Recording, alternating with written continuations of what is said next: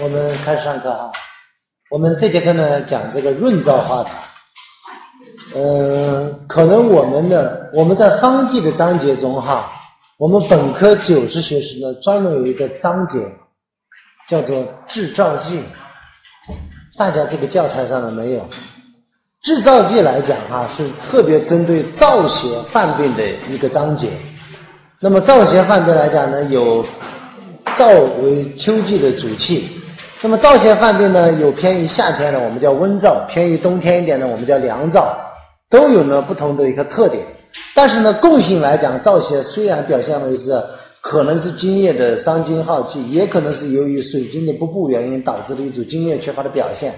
但是呢，同时呢，往往还有它是一种外感，有这种燥邪，除了我们刚才说的燥邪为病的特点以外呢，还有一些表症，引起一些干咳啊、燥咳啊等等，也有这些呢，跟我们今天讲的润燥化痰也类似的地方。但是呢，内邪来讲，首先它有表邪，其次呢有明显的不管是水经不布还是与津液的缺乏表现的一组全身性的整体性的一些津液不足的病变。而我们今天呢要讲的润燥化痰剂来讲呢，主要的矛盾的是痰，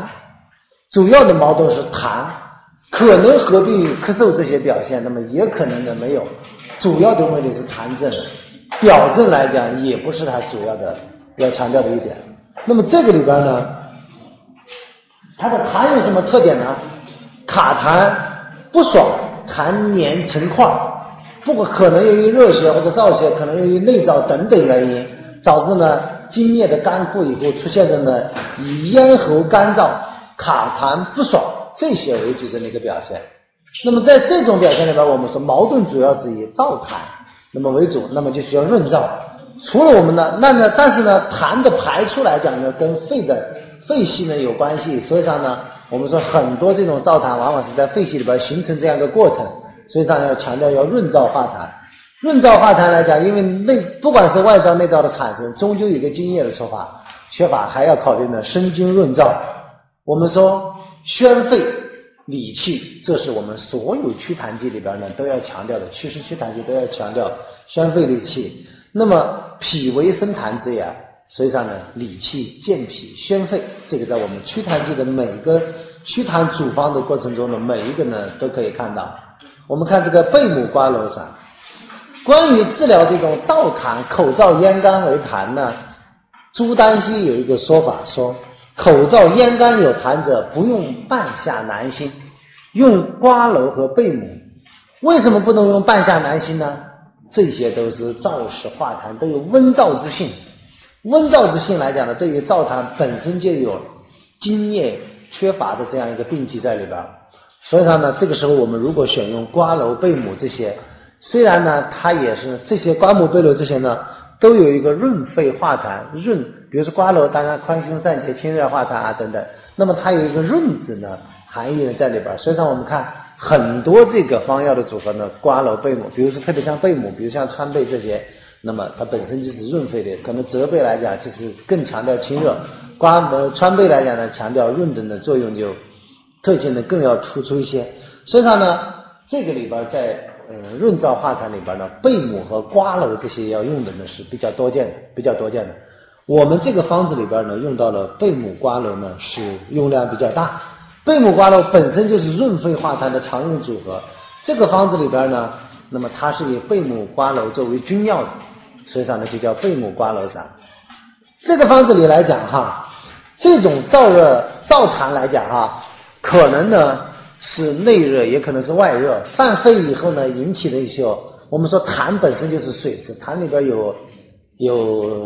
这个液体，本来就是湿聚成痰。那么这里边进一步燥热犯肺，浊精为痰以后，浊伤这种津液以后呢，痰呢自然就干涸难取、干结，出现了什么？除了咽喉干燥疼痛以外呢，卡痰不爽、涩而难出，都是由于呢津液的缺乏，干枯散结，需要呢痰液焦灼，都是由于这个原因来导致的。那么苔白强调呢，这是痰的，因为有痰有量来讲，因为没有明显的，目前为止没有强调明显的偏热啊、偏寒，这些是苔白。但是呢，它强调是苔白而干，也是在佐证呢这个津液的这种缺乏。所以上这个方子上来讲哈，这种燥痰来讲哈，我们说痰不容易咳出来，这是主要的问题。痰咳不出来呢，就要使劲去咳，使劲咳呢，经常呢就要向上用力，向上用力，正常肺气的宣降是往下，那么这项来讲容易呢导致一些气机不利、肺气上逆的一面，就出现了这种燥痰的咳嗽。那么就是由于燥痰引起的那种，燥痰是主要的，渐渐有咳嗽。这种咳嗽来讲，跟我们说的阴虚引起来也会有干咳、卡痰不爽这些的表现。另外呢，还要跟感受外燥以后，我们说秋天感受燥邪以后引起的这种咳嗽呢为多见。感受阴虚为燥这种呢，可能呢一般来讲有一些阴虚的表现，平常有些阴虚潮热啊、盗汗啊、五心烦热啊，这些病程呢相对呢也比较长一些，有阴虚的这些表现，这是阴虚燥咳的一个特点。而如果是外燥的咳嗽，第一它有季节性的特点，我们是在这个秋季这个季节燥咳比较多。当然在我们四川这个地方呢，相对比较这个湿润，对不对？可能对燥邪的体会大家呢不一定很深刻。这个呢，比如说在北方啊，风沙比较大的这些干燥地区来讲呢，这个季节性的外燥的发病率呢，使用的这种外燥的咳嗽就比较多。这个时候呢，往往呢还合并了有一些表症，有些全身性的水液缺乏的这一组表现。这是我们在理解这个燥痰、贝母瓜蒌散这个病症的时候呢，我们要注意呢，先有这样一个对比。在这个方子里边来讲哈，由于呢是，那么为什么会有燥痰？是由于热灼经为痰，湿聚成痰，热邪进一步兼着以后，津液缺乏导致的呢痰呢卡痰不爽。所以上来讲哈，在润肺化痰的同时呢，针对热邪有清热，那么注在呢用行气的方式促进排痰出。所以上呢，我们说这个方根据它的病机来讲，我们确认呢润肺清热、理气化痰这样一个治则。在这个字里边，我们看看选方里边哈，祛痰剂我们讲了二陈汤是祛痰的基础方，这个里边呢有陈皮有茯苓。陈皮我们说理气行滞，茯苓来讲肾实健脾啊等等。那么这里边呢，我们真正在二陈汤里边做君药的是半夏，对不对？半夏在这里边不见了，为什么？因为比较温燥。刚才我们说朱丹溪都错了，不能用半夏、南辛，对不对？多用贝母瓜蒌。所以说呢，贝母瓜蒌这里边取代呢半夏呢做了君药。这里边呢本身来讲，整个生津液缺乏，咽喉的干咳啊等等呢，实际上还有天花粉呢生津润燥。那这个里边呢还有配伍桔梗我们说除了载药上些容易呢，还可以呢助这个痰呢容易呢卡出。这个里边桔梗呢本身也可以说它是开宣肺气、宣肺的这么一个。所以让我们猜这组的这个药物呢只有这么6味药，6味药呢有润肺化痰的，有健脾祛湿的，有理气的，还有生津的，还是迎合了我们刚才讲的在润燥化痰药里边的这样一个组合原则。这个呢是我们讲的贝母瓜蒌散。这个方子里边这个方子的配伍特点来讲体现的呢有清热的一面，就是瓜蒌啊、贝母啊这些，同时呢有宣肺气的一面，同时又强调化痰。所以上我们说它是清润宣化并用，就是指的既有清热，又有润肺，又有化痰，又有开宣肺气。分别对应哪个药物呢？我们都比较简言扼要那么同时来讲呢，这个地方我们说这个里边呢，二陈汤里边我们讲到为什么要用陈皮、茯苓这些因为脾为生痰之源，所以说呢这里边呢用茯苓的生死健脾这样来健脾祛湿。这个里边呢也有这个考虑在里边，治脾脏的这边它有考虑，治肺脏里边开宣肺气有了。所以说呢这里我们说它这个方子的一个特点是肺脾同调，但是呢整体体现的毕竟是贝母和瓜蒌这些润肺化痰药，那么清热散结做的君药，所以说整体体现的是润肺化痰为主，既润肺又祛痰，所以说润肺不治痰。而呢同时化痰的时候呢还要有呢化痰有没有去了半夏这些药，陈皮只是呢作为佐药中的一个而已。整体上还有天花粉啊这些生津药，所以说呢化痰呢也不存在要根伤津液，不用温燥之性这样一个过程。这个在这个我们说的这个贝母瓜蒌散里边呢，我们前边学过一些方子，桑杏汤学过没有？桑杏汤跟清燥救肺汤、百合固혈汤这些呢，都是在90学士课程里呢，一般把它归为制造剂的范畴。这些方子里边，我们还是可以提一下。这些方子呢，它明显的是针对呢有燥痰的表现，只是有燥痰的表现。但是这种桑杏汤用的是桑叶、杏仁这些做菌药是什么？针对呢温燥的这种伤津液，就是刚刚夏天进入秋天这个季节，既有外感又有咳嗽呢，但是呢也有燥痰的时候，它用的是，这是以外燥为主的一个。进一步这个病症发展来讲，有可能伤阴耗气，所以上呢进一步呢出现气阴两伤。清燥救肺汤里边就有胡麻仁啊、人参啊、枇杷啊等等，用这个呢益气养颜，强调这个。而百合固菌汤是进一步有肺肾的虚火以后呢，这就虚火上也浊痰以后呢，又出现了，所以上呢百合固菌二地黄，除了百合还有生地、熟地这些呢，考虑了滋阴的这方面，这些方面的力量呢也比较多。而我们说的麦门冬汤呢，这个是出现虚劳肺痿之后，受肺气的不足以后，气阴两伤。麦门冬汤里有人参啊这些，这个里边呢，我们主要是要注意呢，核心重点区别呢，这个是主要的矛盾，贝母瓜蒌散是燥痰是主要矛盾，咳嗽和外感表征呢，这个是没有。这个临床辩证上讲哈，主要还是强调的呢，咳嗽呢时候呢，呛肌卡痰呢容易出来，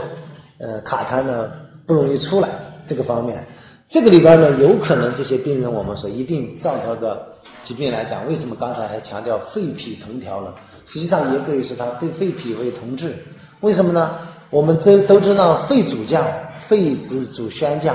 实际上胃气来讲呢，也是以降为顺。那么所以上呢，我们经常会碰到很多肺气不降的病人有胃气上逆，胃气上逆的病人往往也有肺气的上逆。何以见得？比如说很多咳嗽的病人，比如说我们这些咳嗽呛气咳到一定的程度，肺气不降，所以上咳嗽气逆就引起了要呕吐，这就是肺气不降引起来的胃气上逆。而那么胃气我们说胃气上逆也容易引起的肺气的不降，呕吐到一定的程度，呕吐完了以后呢，经常还要气喘，不吐了还要气喘一会儿才能平静下来，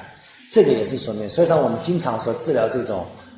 胃气上的肺气上的时候，同时呢强调降肺气的同时强调和胃降逆，那么降胃气的同时它也强调呢注重这个肺气的宣降。它实际上这个里边我们说这些辩证要点里，除了咳嗽呛气卡痰难出以外，有可能会有一些病人会出现到呢有一些呕吐啊恶逆这些表现，就要注意这方面的一些化解。另外一个呢就是说可能呢单纯的燥血为病出现了我们刚才说的兼一些表症啊，有一些风邪燥血为主呢，类似于我们说的桑叶、杏仁啊、蝉蜕啊、牛蒡子这些注意的加减。桑叶这些药物呢，它毕竟是入肺经，我们在桑菊饮里边学过桑叶入肺经，虽然它可以疏散了，它是清宣润散的这么一个。桑叶我们说什么呀？桑叶我们说是经霜，有些呢比如说像我们其他方子里边会说到一些霜桑叶，桑叶本身采摘呢就在秋季的采摘，这个还要特别强调打了霜的这种霜桑叶，特别强调它的干寒之性。这个时候呢经肺热，它是清宣的方式，避免过重了以后，毕竟是燥邪来讲还是属于呢有燥咳感受风燥以后呢强调的一种清宣，这个里边呢杏仁啊、蝉蜕啊、牛蒡子呢针对分析，特别是针对有化热较甚的时候呢进一步比如说引起呢咽喉的热痛，有一些肺热来讲哈，全身脉动时高，燥热比较明显的，有些痰中带血的哈，可以换成玄参啊、白及啊、南沙参这些的针对咽喉部效果比较好，肺胃阴伤的这种表现。但是呢这个方子毕竟来讲哈，虽然是燥痰，全方来讲呢还是有陈皮啊这些药物等等贝母瓜蒌毕竟还是属于清热润肺化痰之药，这个时候呢，如果呢有一些肺肾阴虚、虚火伤炎的这种咳嗽来讲呢，还是不适合呢用我们这个方子。刚才讲的是润燥化痰剂，那么随着这种，还有一种我们在前边这个章节一开始就讲了，那么除了呢湿痰、热痰、燥痰，还有一些寒痰。寒痰的表现寒痰的表现来讲呢，痰多清晰色白，除了苔象、舌苔、脉象相应的痰多清晰色白、形寒肢冷类似于这些表现呢都有可能有。这些来讲本身来讲呢，我们说病痰饮者当以温药和之，这是张仲景说的。所以说呢，治疗寒痰来讲呢，一定强调的是温化，这种温化，一方面是用温化的方式让痰饮这种呢水湿呢，毕竟是属于湿性的阴邪之类的能够去。另外一点上呢，也是强调呢，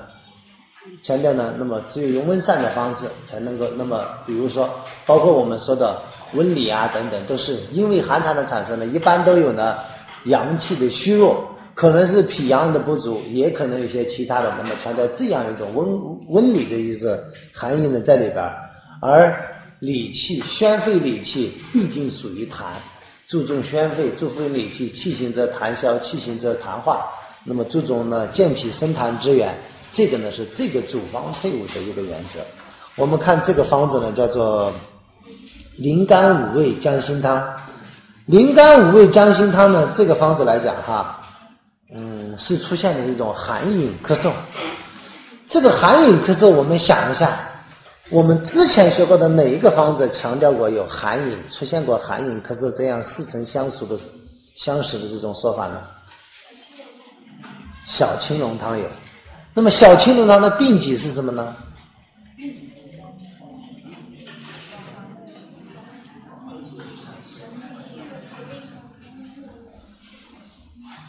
外感风寒内停饮，对不对？小青龙汤是外感风寒内停饮，那么它的里边素有中阳不足的水饮停滞，这样就体质就比较虚了以后呢，复感受风寒之邪，对不对？复感受风寒之邪，所以上出现的呢，既有里饮、寒饮咳嗽的这些，又有呢外感的一些表征等等。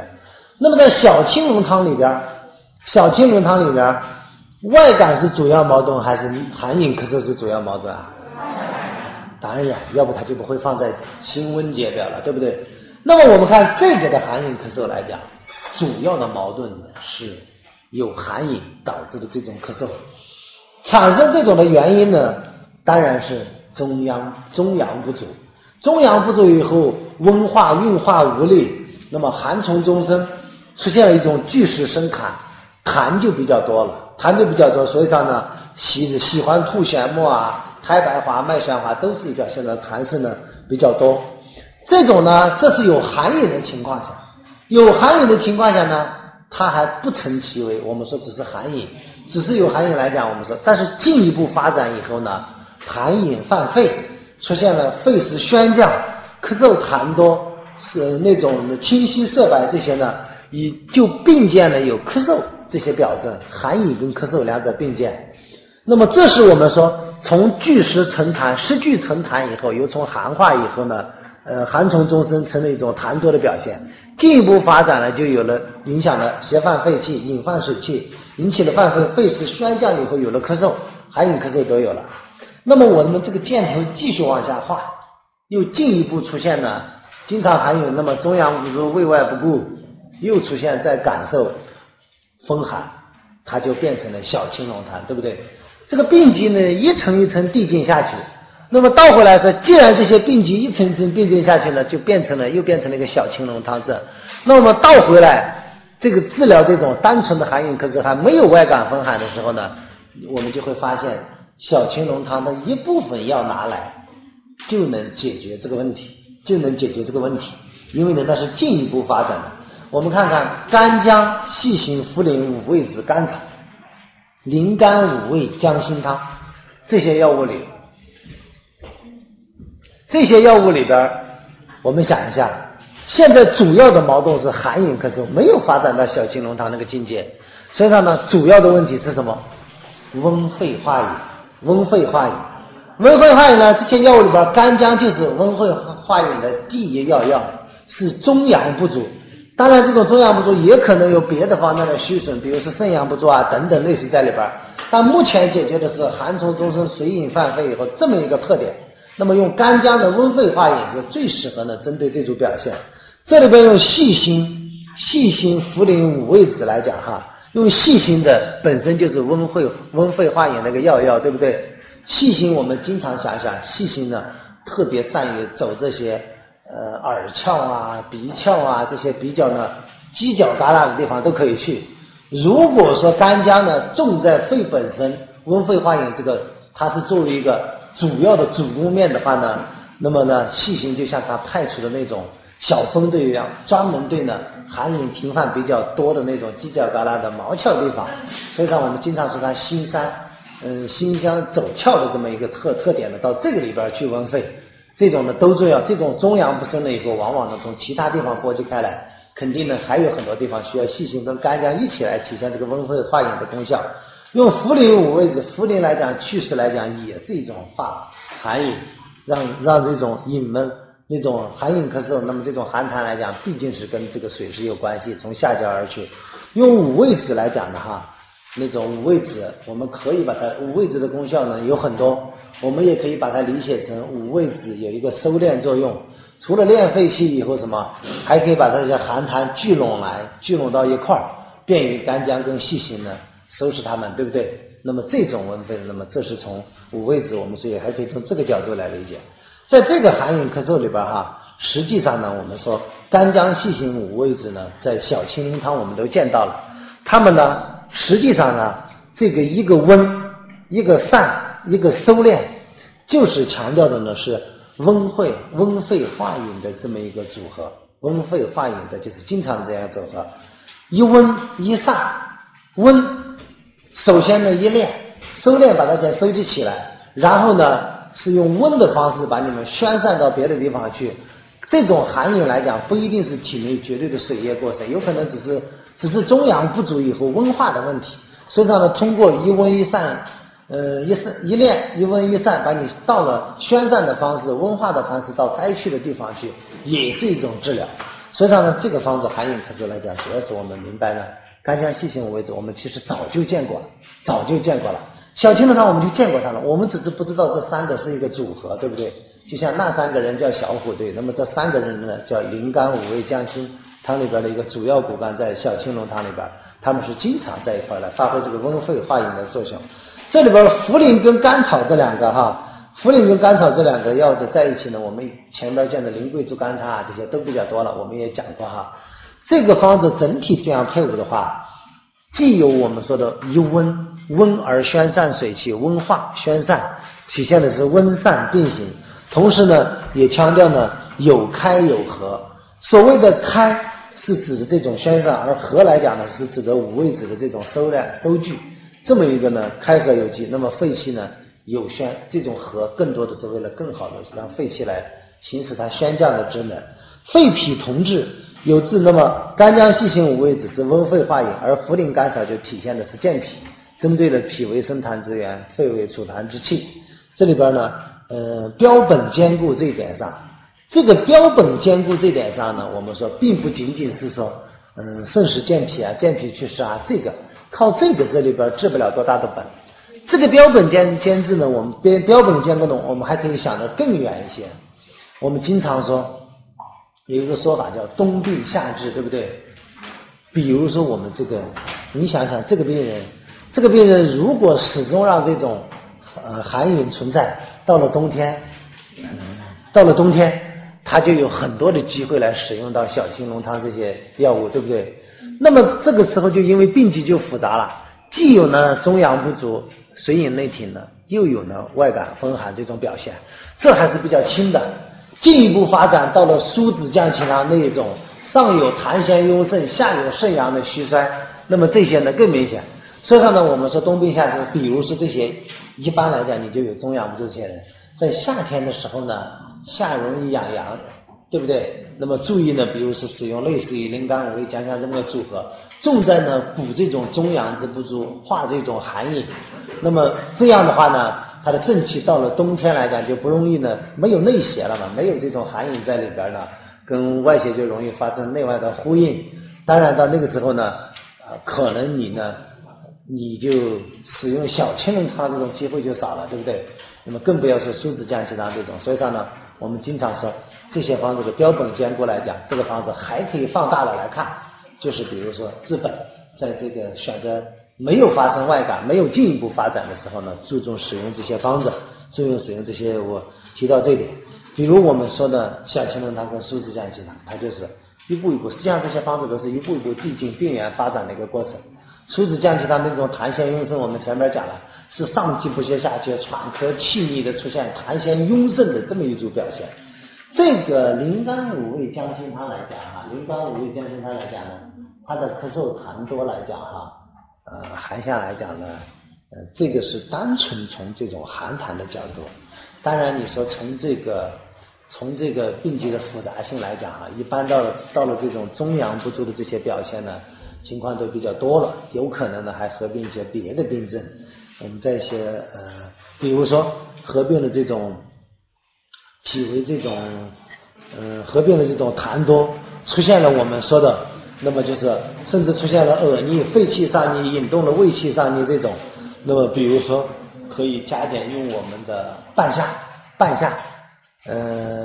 姜半夏就更合适，对不对？那个这里边甚至呢喘咳气急的那种，喘咳比较重的杏仁、厚朴，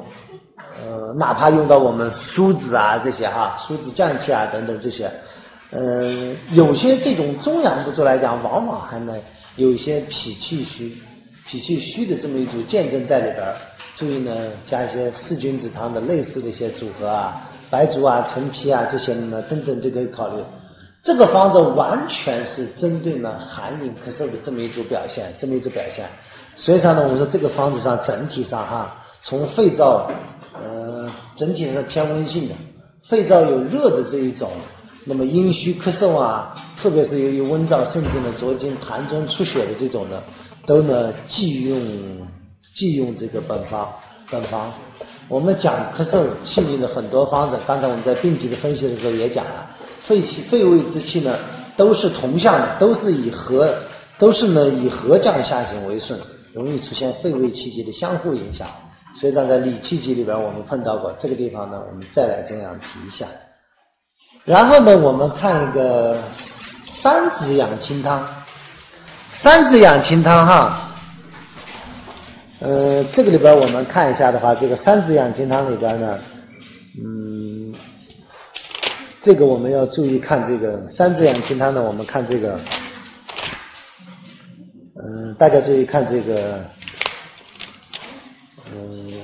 这三子里边有这种苏子、芥子、莱菔子这三个药，在这个里边这三个药来讲白芥子呢是温肺化痰、利气宽胸的一个药，这个药不是重点，所以说我们给大家提示一下就可以。这个理气宽胸，它实际上呢针对的是什么？针对的更强调的呢是一种理气，温而理气。那么这里边苏子降气化痰，那么一个呢，白芥子强调的是化痰的话呢，苏子强调的是降气。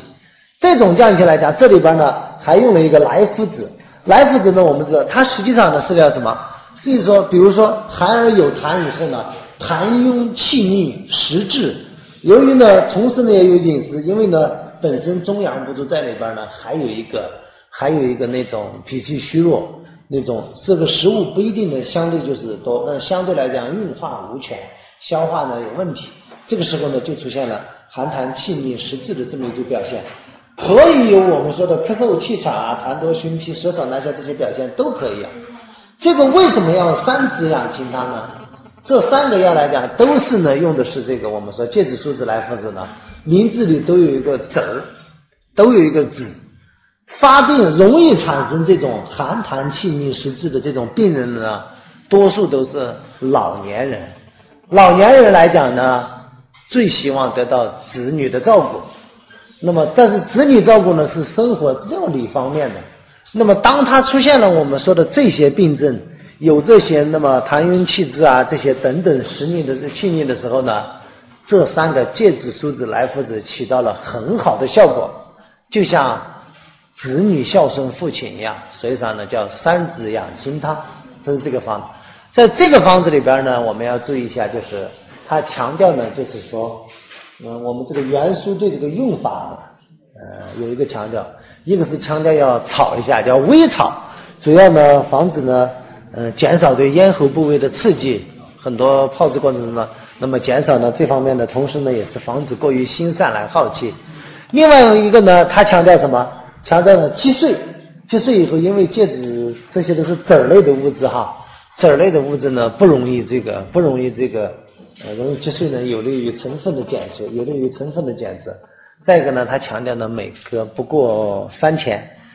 代茶平服。这个呢，喝茶来讲啊，肯定把这个药物效果要想到发挥出来呢，这个还是不容易。但是呢，我们可它，比如说是不是击碎啊，这些等等，可起来和这个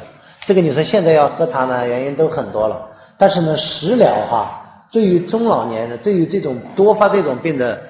里边来着，我们这是食疗，比如说多吃萝卜啊，多注意生姜啊、干姜这些温阳的，在食物中呢，注意考虑在食疗上增加一些温脾阳这方面的考虑啊等等哈，这个呢效果呢还是要可以的。那么这个里边呢，刚才我们讲了这个润肺化痰跟这里边呢。我们看看在我们课本里边呢，可能举到了这么，比如说我们讲了润燥化痰以后，在我们的课本的背后呢，有几个成药，都是 OTC 的成药。这个宁收丸来讲呢，它里边呢有石膏和栀子，可想而知呢，清热的力量，石膏清肺热，栀子通泄三焦之火，实际上是针对燥热壅肺。就燥邪跟热邪并重的这个情况呢，用多一些。而这个小儿止咳糖浆里边有什么？竹茹、桑白皮、紫苏子，还有紫苏油。这里边呢，实际上呢是强调的是这种肺热来讲，在里边不是温散，强调呢有可能呢，那么这种因伤来讲呢，可能要进一步伤筋，所以说呢，包括玄参、麦冬呢这些药物呢，都考虑的有。我们在复方后边研制方举了一个念慈庵、蜜炼、川贝枇杷膏。原来我们说过，这个来讲很多好像也不是一个药物，我看好像也市面上卖的也没有药物的批准文号。这个来讲呢，多数来讲呢，我们说这个里边方子来讲，我们不是说了止咳糖浆啊，很多时候填的。实际上在这个方子里边哈，蜂蜜这里边呢，蜂蜜蜜呢也是一个比较重要的一个成分。这个里面呢，它是针对燥邪的这种蜜呢，也有一个滋阴润肺的这个概念这里边。这个灵甘我为江心汤后边举的呢，没有举这些成方的例子，包括三子养亲汤里边有苏子、莱菔子以后呢，加了以后有什么肉桂、附子、干姜、苍术，这个针对老年人来讲哈。出现的刚才我们说的痰壅气滞啊，这些表现呢还是比较适合的。这个呢实际上是我们的一个桂附理中丸加了个三子养亲汤，这么样子呢来化裁的。这个里边呢，然后呢我们看一下的话呢，我们还紧接着一个化痰息风。化痰息风药来讲呢哈，我们先把这个它的特点跟这个配方的一些原则呢先讲一下，主方用药的原则。这个化痰息风药呢，这种痰跟风在一起呢有两种情况，一种是外风，就像我们第一个方子止收散一样，我们说自然界外引六邪的这种外风引起的痰，所以它是有表症兼杂的有咳嗽呢这一种表现。还有一种是属于内风，来讲呢，这是针对什么？这是针对来讲呢引起的这个内风，我们很多时候不容易理解。为什么叫内风？实际上我们说内风多数是指的什么？出现了肢体动摇抽搐的这种病变的时候呢，古人觉得呢人动起来了，就像风，外边树要动起来，是因为呢有风刮的树开始动，人这样动起来有抽搐、动摇、颤抖这种呢，那肯定是内里边有风，里边有风。里边的有风，这就是叫内风的由来。里边的内风又是怎么产生的呢？肯定是跟阴阳的偏盛有关系。比如说阴风阵阵啊，类似于这种古人是热极生风啊等等哈。这种呢，他认为是这种呢，由于内部的阴阳偏生导致的出现的以动为主的这样一种表现，以动旋运为主，这个就叫内风。但是为什么我们说助风调顺皆属于肝呢？内风来讲，外边我们知道有没有风是看树的摇动，对不对？里边有没有风呢？那么既然是树摇起来，说明有风了，里边的树是什么呀？肝属木，对不对？所以上它很多说肝主疏泄，它就跟肝主疏泄，中医跟自然界的这种取类比象就是这样来的。所以上呢，凡是出现了助风各种呢由于摇动的这种表现，调是什么？就是摇动。我们摇摆的意思，我们有个成语叫尾大不掉，对不对？就是指的后边大了以后不容易摇动摆动啊等等，控制不了，这就调就是摇动的。眩是什么？眼睛发黑。反正就是些眩晕摇动啊抽畅这方面的产生这些表面呢，我们说眩晕，眩是指的眼睛发黑哈，目眩，源于晕是指的旋转，出现了这些问题呢，皆属于肝，都跟呢肝的疏泄失常。所以上我们这种内风往往经常叫肝风内动，但是肝风内动有很多原因，我们正肝息风汤学过，对不对？那它是一种原因，菱角沟藤汤热气生风这又是一种，都跟肝有关系。那么今天我们要讲的这种出现了眩晕头痛这种表现来讲呢，它显然不是热气生风，也不是那种的我们说的阴虚阳亢的这种来表现，它是属于什么？是由于呢肝风内动以后跟痰有关系。那么痰浊来讲引动的肝风，肝风它的生性是活泼的，要不我们说它为什么说肝主疏泄呢？它生性就是活泼，如果有痰浊来吸引他犯错误，他当然就呢兴高采烈的蹦蹦跳跳的呢就去犯错误了。那么这些犯错误怎么犯错误的，我们在讲到方子的时候具体来看，我们有个半夏白术天麻汤。那么但是呢可以讲，不管你是外风也好内风也好，所有呢你是痰跟风夹杂起来的，除了肝的问题，当然有外邪的问题，那么还有一个问题就是责之于痰，因为你脾为生痰之源。好，我们休息一下，然后呢接着再讲后边的。